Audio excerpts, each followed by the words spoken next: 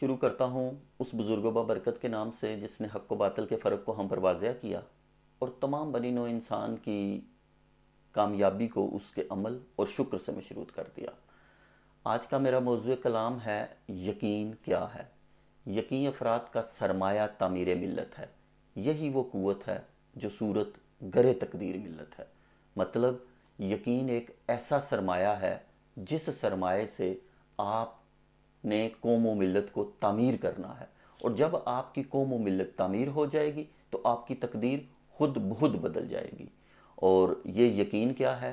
یہ یقین ہے عمل کرنے کا یقین، یہ یقین ہے کوشش کرنے کا یقین، اور آپ نے اپنی سوسائٹی کو عملی طور پر تبدیل کرنے کے لیے، تعمیر کرنے کے لیے مل جل کر کام کرنا ہے، اور ایسا مستقبل اور ایسا حال تعمیر کرنا ہے جو کہ آپ چاہتے ہو، جس قسم کی زندگی آپ جینا چاہتے ہو، جس کے اندر ایک بیلنس ہو، جیسے کہ ہمارا جو معاشرتی نظام ہے، اور اس معاشرتی نظام کے اندر ایک ہمارا مذہبی تہذیب و ثقافت بھی ہے، جس کا ایک بہترین کمبینیشن لے کر ہم نے ایک ایسی سوسائٹی کو تعمیر کرنا ہے جو کہ نہ صرف ہمیں خوشحالی اور خوشیاں دے، بلکہ ہمارے آنے والے بچوں کے مستقبل کو بھی محفوظ اور پرامن بنا سکے۔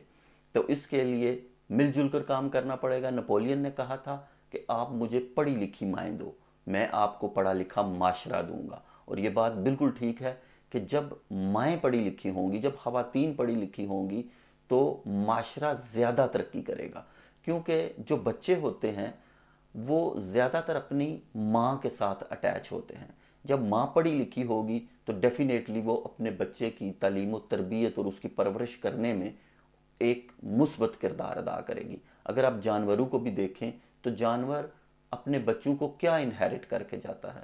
وہ اپنے بچوں کو شکار کرنا سکھاتا ہے اور دشمن سے بچنے کے طریقے بتاتا ہے، اور یہی چیزیں وہ نسل در نسل، کیونکہ وہ ان کی نیچرل انسٹنکٹ بھی ہے، تو اس طرح سے وہ اس کو ٹرانسفر کرتے رہتے ہیں اپنے آنے والی نسلوں میں۔ تو اس لیے بینگ اے ہیومن ہمیں یہ چیز بھی دیکھنی پڑے گی کہ ہم اپنے بچوں کو کیا دے کے جا رہے ہیں، ہم کس قسم کا معاشرہ دے کے جا رہے ہیں۔ پاکستان کی بات کریں تو آپ دیکھیں کہ پاکستان کے اندر جرائم کی شرح کتنی تیزی کے ساتھ بڑھ رہی ہے۔ بچوں کے اوپر سیکشول ازالٹ، خواتین کے ساتھ، چھوٹی بچیوں کے ساتھ، ایون لڑکوں کے ساتھ، ینگ جنریشن بھی آپس میں اس قسم کے غلط قسم کی ایکٹیویٹیز میں انوالو ہو چکی ہیں، جو کہ ہماری سوسائٹی کو بالکل انہوں نے تباہ کر کے رکھ دیا ہوا ہے، اور اس کے ابھی مزید خطرناک نتائج نکلیں گے۔ اگر ہم دیگر خبروں پر بھی ایک نگاہ ڈالیں تو کوئی ہمیں اچھی فیلنگز نہیں آتی۔ مثال کے طور پر 6,000 سرکاری جنگلات کی اراضی کے اوپر سیاسی لینڈ مافیا کا قبضہ ہے، اور یہ بھی 2-3 بڑے شہروں کی باتیں ہیں۔ اور اس کے علاوہ پنجاب اور خیبر پختونخوا میں اگر آپ دیکھیں تو 1.5 لاکھ ایکڑ اراضی کے اوپر سیاسی لینڈ مافیا کا قبضہ ہے۔ مطلب یہ تو حال ہے ہمارے پولیٹیشنز کا، جن کو ووٹ دے کر عوام نے اپنے مسائل حل کرنے کے لیے بھیجا تھا، تو وہ جا کر انہوں نے زمینوں کے اوپر قبضے کرنے شروع کر دیے ہیں۔ جبکہ ہم اس کا متبادل دیکھیں تو اس جنگلات کو ہم ٹورزم کے لیے یوز کر سکتے تھے، ہم جنگلی حیات کو بہتر بنا سکتے تھے، ہماری آب و ہوا بہتر ہو سکتی تھی، اور ہم اس سے ایک بڑا ریونیو بھی جنریٹ کر سکتے تھے۔ عوام کے لیے ایک پکنک ریزورٹ بنائے جا سکتے تھے، اس کو مثبت انداز سے بھی استعمال کیا جا سکتا تھا، مگر ہم نے اس کو نیگیٹیولی لیا۔ اور پھر اس میں عوام کا بھی قصور ہے۔ جب عوام دیکھتی ہے کہ یہی لوگ بار بار آتے ہیں اور بار بار یہی کام کرتے ہیں، تو وہ ایسا کیوں نہیں کرتے کہ خود اپنے معاشرے کو بہتر کرنے کے لیے عملی طور پر پارٹیسپیٹ کریں؟ تو یہ قصور اس میں عوام کا بھی، عوام کو بھی ایجوکیٹ ہونا پڑے گا۔ پھر اس کے آگے آج کل چل رہا ہے جی گیس کا بحران، جس میں کبھی 9 سے 10 بجے تک یا 8 سے 9 بجے تک گیس آتی ہے، باقی تمام جو سارا دن ہے اس میں گیس نہیں ہوتی، اور بچوں کے لیے بھی پریشانی بنی ہوئی ہے، گھر میں کھانا پکانے کے لیے بھی پریشانی بنی ہوئی ہے، اور اس کے لیے عوام جو ہے سڑکوں پر بھی، ملتان میں خواتین جو ہیں وہ اپنے چولہے لے کر نکل آئے ہیں۔ لیکن اس میں صرف قصور حکومت کا نہیں ہے، اس میں گزشتہ حکومتوں کا بھی مکمل طور پر عمل دخل ہے کہ جنہوں نے پاکستان کے حالات کو اس نہج پر پہنچایا۔ مگر اس تمام ہیجانی صورتحال سے جو پاکستان کو درپیش ہے، عوام بھی اس سے مستثنا نہیں ہے، ہر ایک نے اپنا مکمل رول ادا کیا ہے، سیاسی لیڈروں نے، اس کے علاوہ فوجی ڈکٹیٹرز نے، اور عوام نے بھی، کیونکہ عوام نے بھی اپنے حالات کو بدلنے کے لیے عملی طور پر معاشرے کے اندر کوئی پارٹیسپیشن پیش نہیں کی۔ اب اپوزیشن لیڈر کو ہی لے لیں تو وہ کہہ رہے ہیں کہ عوام کا جو کچن کا بجٹ ہے وہ 2 گنا ہو گیا ہے، تاریخ کی مہنگی ترین گیس خریدی جا رہی ہے اور وہ بھی سنتو کو نہیں دی جا رہی، اگر سنتو کو نہیں ملے گی تو برآمدات کیسے بڑھیں گی۔ اس کے برعکس بلاول صاحب کہتے ہیں کہ اس ملک کو اگر بچانا ہے تو اس کا واحد حل صرف یہی ہے کہ پی ٹی آئی سے جان چھڑائی جائے۔ نہیں صاحب، اس کا حل یہ نہیں ہے، اس کا حل یہ ہے کہ حکومتوں کو چلنے دیا جائے، جمہوریت کو اپنا تسلسل کو برقرار رکھنے دیا جائے، تاکہ کسی دوسرے کو بھی موقع نہ ملے کہ وہ آ کے اوورٹیک کر لے۔ اور اس کے برعکس یہ ہڑتالیں، یہ دھرنے اور یہ جلسے جلوس کرنا، ملک کو بند کر دینا، اس سے بھی تو ملک کا نقصان ہوتا ہے، اور ذخیرہ اندوزی کر لینا۔ آخر یہ سیاست آنی ہے نا، کچھ اپوزیشن میں ہوں گے، کچھ گورنمنٹ میں ہوں گے۔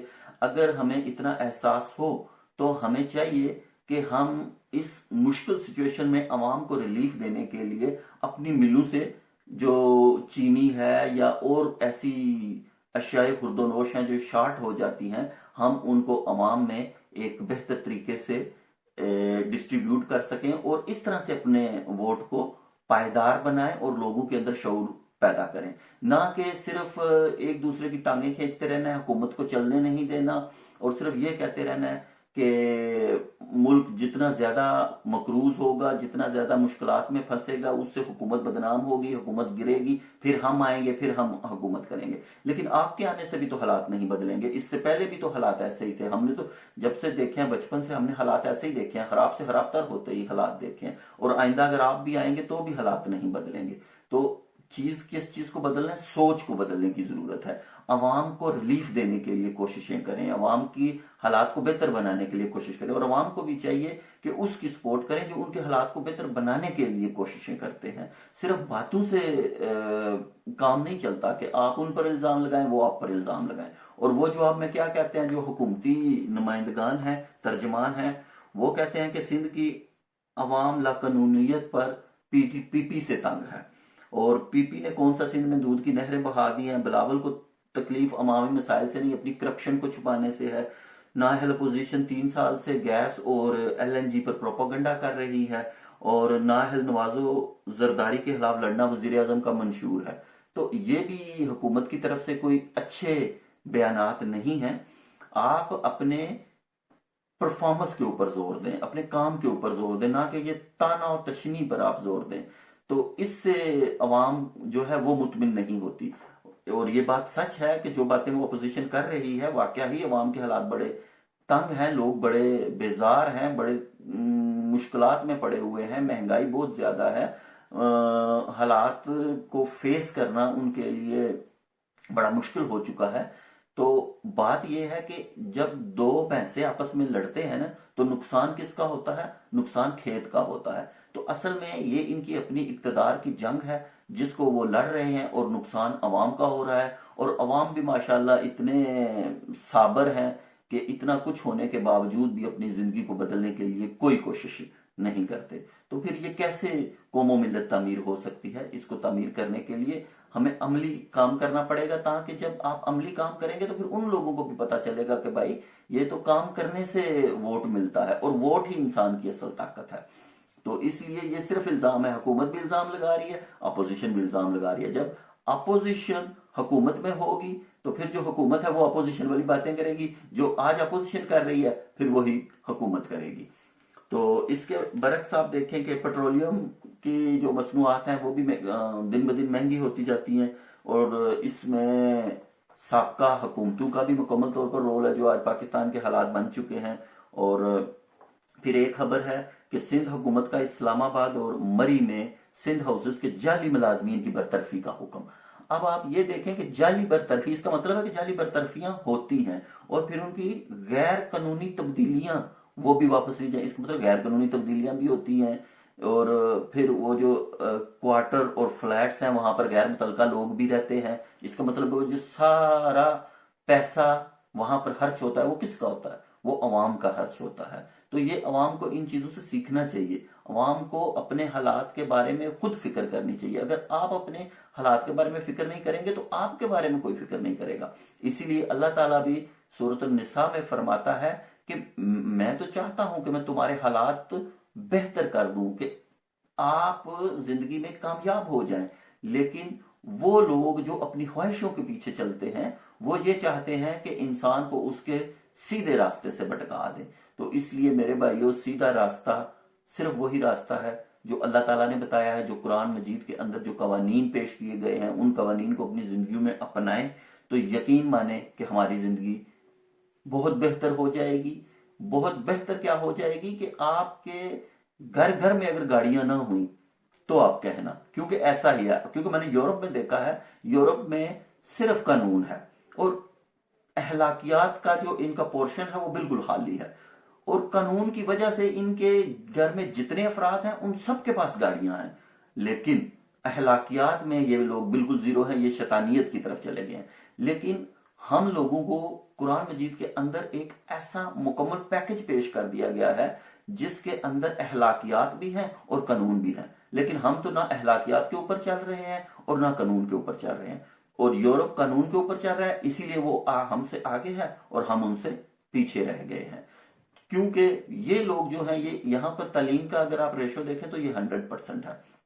اور اسی لیے کہتے ہیں کہ یقینی افراد کا سرمایہ تعمیر ملت ہے، اور یہی وہ قوت ہے جو صورت گرے تقدیر ملت ہے، کہ آپ کو جمہوریت اور اسلام میں سب کو سب کچھ پتا ہونا چاہیے اور پھر اس کی صحیح ایکسرسائز کرنی چاہیے.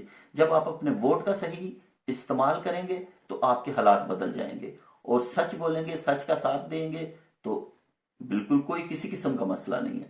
تو یہ وہ چیزیں ہیں جن کے اوپر ہمیں غور و خوض کرنا ہے، اور اپنی سوسائٹی کو بہتر بنانے کے لیے اب وقت آ گیا ہے کہ ہمیں عملی طور پر اپنا پارٹیسپیشن کرنی پڑے گی، اور جو ہم سے بن پڑتا ہے وہ ہمیں کرنے کی کوشش کرنی چاہیے. انشاءاللہ ان چیزوں کے اوپر غور و خوض کریں اور اپنے آپ کو بدلنے کی کوشش کریں، اپنی سوچ کو بدلیں، سوچ کو ٹھیک کریں. جب سوچ بدلے گی پاکستان خود بخود بدلے گا.